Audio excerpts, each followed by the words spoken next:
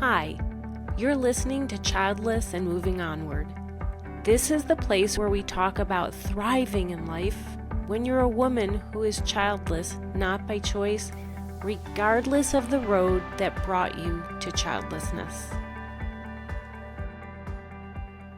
Hi, and welcome to episode 34 of Childless and Moving Onward. I'm Gail Miller, a life coach, podcaster, speaker, physician, and this podcast is about all topics related to being a woman who is childless not by choice. And the purpose is to give you an understanding that you're not alone, give you tips, and make this topic more known in society, make this population more known, because this is a hidden pain and we need to be open about it so people will understand what we're going through. So today I'm going to discuss a topic that resonates deeply for many, and that is the grief that comes during the holiday season when you're childless, not by choice.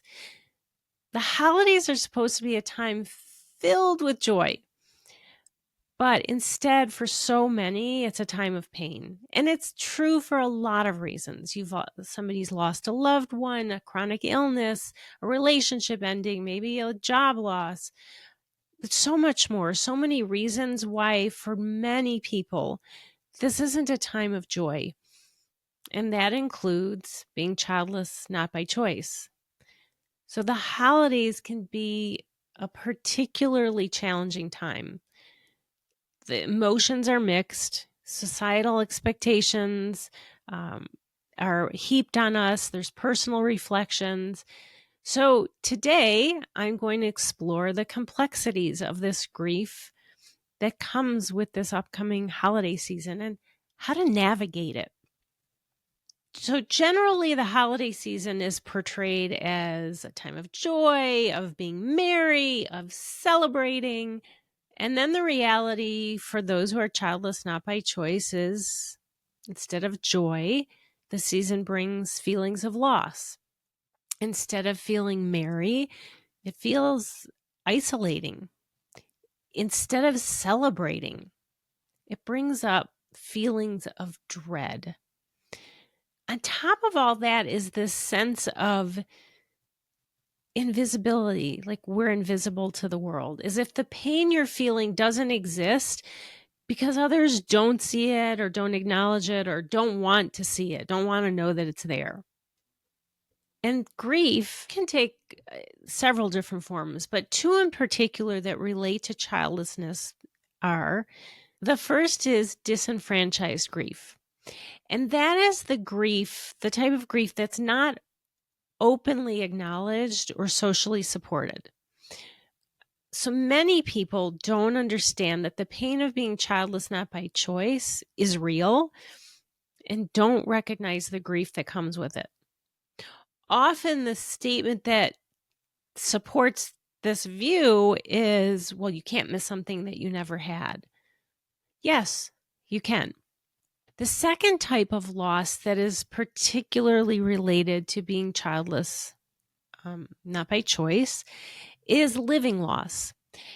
And that describes the ongoing grief that someone experiences when they're longing for a life that never came to be and never will. And that is the dream of motherhood or parenthood. That's the loss that is experienced. It's that loss of a future that you had planned that's not going to happen. And then come the holidays, and that grief multiplies.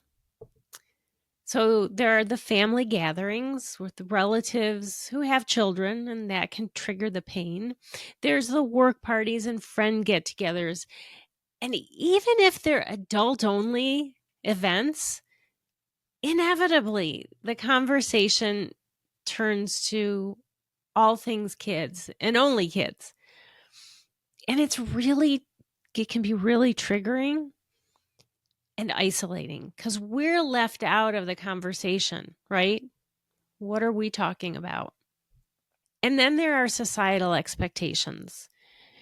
There's the pressure to take part in traditional holiday celebrations, but then oftentimes you can feel out of place because, of course, part of the tradition is family, and society really only views family as adults with children. They don't view two adults in a relationship. They don't look at family as a single person with very close friends or a couple with very close friends. And they certainly don't view family as dogs or pets. So we're expected to take part, but also considered as less by society, as not having family, not being family. And then there are the reflections on the past. The end of the year often comes with all of the commentary after commentary about what everyone accomplished over the past year. And of course, that includes what did your kids accomplish, right? So where does that leave us? And the reflections on the past are about what you had hoped for versus what is. And we know that one all too well. The life we had planned versus the life we're living that doesn't include the children we expected to have and dreamed of. So, what is crucial for you is to validate your emotions during this time. Don't belittle them. Don't minimize them. Don't buy into the messages that you just need to tell yourself to be positive, right? Don't internalize those messages that we don't have the right to feel sad, to feel grief. Don't internalize the messages that, well, you can't miss what you never had. Yes, you absolutely can. So, as I brought up earlier, emotions at this season they're complex. So you may experience a range of emotions. Sadness, you're mourning the family you envisioned having, but are not going to have. Isolation, it's possible to feel disconnected from family celebrations because they're generally focused on children. You can be in a room full of people and feel alone. You may have anxiety because you're worrying about how you navigate all of the social events, whether it's with friends, work colleagues, or family gatherings. And how about frustration? It's totally normal to feel anger at the societal norms that prioritize parenthood and minimize those of us without children, right? We're put on we're definitely lower tier in society. Acknowledging these feelings is the first step toward navigating this difficult time. Remember, it is absolutely okay to feel what you feel. Your emotions, all of them, the challenging ones and the positive ones, are all valid. Now, notice that I said the challenging ones and not the negative ones, because negative has such a negative connotation, and society is always readily telling people that you're not supposed to feel negative. You're only supposed to feel positive.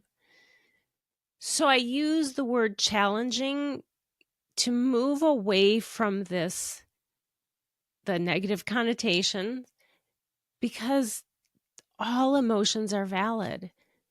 They're human emotions, and we all experience a range of them, and they're not good or bad. They're real. So now the question is, how do you cope with this? What are some practical strategies for managing grief during the holidays? And to begin with, set boundaries. It is perfectly acceptable to decline invitations to gatherings with whoever it is that may be too painful. Or maybe it's you're going to go, but you're going to limit your time there. You'll come late, leave early. But communicate your needs clearly to family and friends, because setting boundaries is a form of self-respect. Now, I get there are some family members, friends, colleagues that if you tell them what's going on, again, they are not supportive and they're going to turn this around, and you setting boundaries becomes something selfish. So when I say communicate clearly, know your audience, know who you are communicating with. Sometimes communicating clearly simply means saying, I can't make it, with no explanation, and none is needed.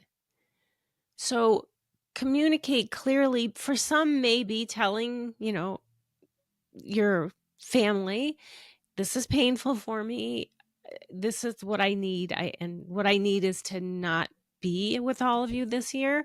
But admittedly, sometimes that creates more problems. So a simple, I can't make it suffices. That's enough. But set boundaries. Another way to navigate this is to create a support system. Surround yourself with people who are understanding or who can provide emotional support. So consider finding groups of other people who are childless not by choice, people who understand and can offer empathy and companionship. Or if not, find your people, your family, your friends, your loved ones who may not understand because they don't have this personal experience, but they will be supportive of you and not be those people who say things like, you can't miss what you never had. And so part of that is looking for support groups, local, which I know in many communities that's lacking, but there are online support groups that are specifically for those who are childless not by choice. So sharing experiences with others who understand is incredibly validating and comforting.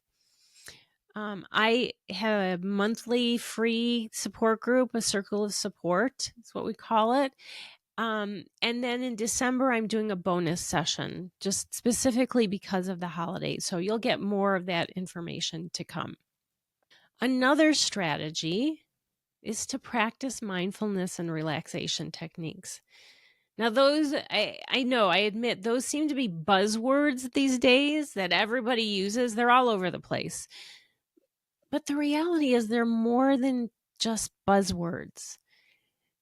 They are real and effective techniques that can help decrease anxiety during stressful moments. Things like meditation or yoga that you can add to your daily routine, that can help ground you and decrease those levels of anxiety. Another strategy is to engage in creative outlets, whether it's music, creating music, writing music, playing music, art, baking, or any other creative activity.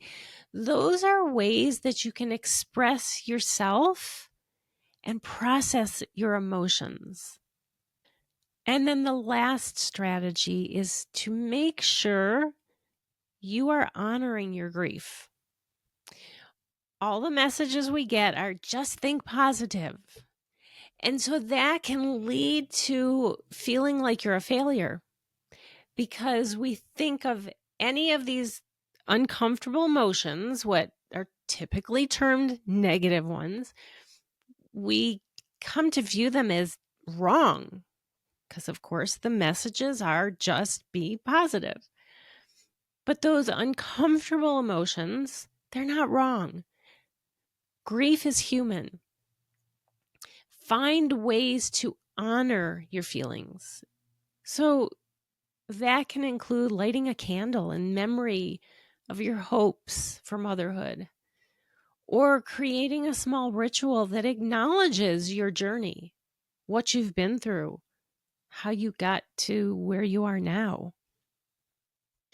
You can also, though, in addition to all of that, redefine what the holidays mean for you. So create new traditions. Think about activities that are meaningful to you. So think outside that box, maybe volunteering at a local charity, hosting your own gathering. You don't have to have dinner with your family. Find those friends who are supportive and have a dinner with them, or take a trip somewhere. And maybe that trip will involve, on the actual holiday, you might stay in the Airbnb or the hotel room, wherever you're staying, or the tent, and you may just stay there and read or binge Netflix, or just stay away from the world, because sometimes that's what you need in order to navigate the pain, the holiday. But find experiences that resonate with you personally instead of forcing yourself into traditional experiences or traditional expectations that don't feel right to you. So in new hobbies, spending time in nature, experiment, try new things without the pressure of trying to master something, and without the pressure of what society views as norms. So challenge those norms and reflect on what society expects, but do what aligns with your values. Celebrate your friendships. Connections with friends who understand your journey are invaluable. Sometimes, though, our friends don't realize actually what we're going through. Now, we tend to assume that people understand that being childless, not by choice, is painful. But honestly, not everybody understands that until you explain it. We assume they get it, but they may not truly understand without an explanation. Now, admittedly, I know there are many people who still won't have the empathy, who still won't show the support you need, but not everyone is like that. Some people just need to have it made clear. They need it spelled out. I mean, think about it. If your friend is going through something difficult, you don't really know what's going on in their head or their heart. You don't really know exactly what they need from you. You may assume, but that's not the same as knowing. And if they're going through something different or something difficult, until they explain to you their specific needs, you may not have that understanding. And that is very true for many people who don't understand what we go through as childless women. So don't assume they should just know what you're going through. They don't. So it's important to communicate openly and clearly about your experiences and how you feel. Doesn't mean you have to share every detail, but share what you want and what it is that you need in order for others to have the understanding that you need, for them to understand what it's like to be in your shoes. By sharing your thoughts, you're creating opportunities for a deeper connection. And that can inspire those loved ones around you to be more supportive and understanding. The point of this is to strengthen relationships and foster a sense of support. But in order to get that support, sometimes we actually have to spell out what this feels like. And as part of that, organize your own get-togethers that focus on friendship and support instead of family-centric themes. But explain to your loved ones, this is what I'm going through, this is what I need, and this is why. So as I wrap up today's episode, remember that the healing process is a journey, and it is different for every individual. There's no right or wrong way to travel that path. Be as patient with yourself as you'd like others to be with you as you navigate this complex landscape of emotions that are always complex, but especially so during the holiday season. You are valuable and whole just as you are. Your worth isn't defined by parenthood or society's expectations. Try to look at this as an opportunity to embrace the season in a way that allows for self-discovery and personal growth. All right. Thanks for joining me today, and I'll be back next week with more discussion about navigating the holiday season.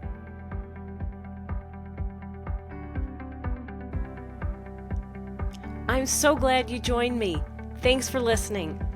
I hope you enjoyed the episode. If you liked it, you can find more tips, insight, and support in a private space with other women who are like you, so they get you. You can do that by joining my free Facebook group, When Being Childless Isn't by Choice. Join us by clicking on the link in the show notes. You can also stay up to date with me on Instagram at Childless Path Onward and Facebook and YouTube at Path Onward. Thanks again, and I'll see you next week.